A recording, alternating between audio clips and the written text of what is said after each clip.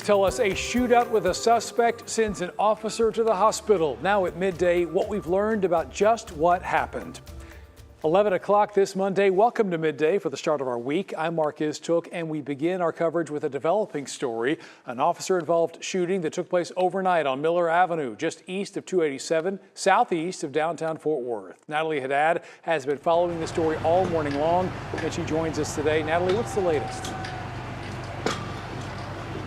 Hi, Mark. It was a scary situation for a Fort Worth police officer when a man started shooting at him. That officer was able to dodge the bullets, but was still injured. Now, Fort Worth police say that one of its officers spotted a car believed to have been involved in a separate shooting that happened over the weekend. He began following the car, which soon pulled over.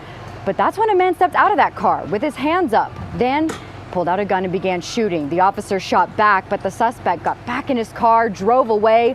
The officer was injured and initially thought he'd been shot, but when he was at the hospital, he learned that he hadn't been shot. He was actually injured from flying debris during the shootout.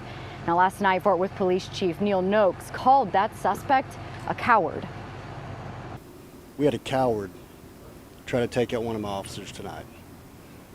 From what we know now, he came out as if he was giving up, then pulled a gun as the officer was getting out of the car and shot at him multiple times, forcing my officer to protect his own life, and all the residents around here had fired back at this coward. The suspect was later arrested along I-20, and as far as the officer, he is at home with his family and he is recovering. Mark, I'll send it back to you. All right, thank you for that this morning, Natalie.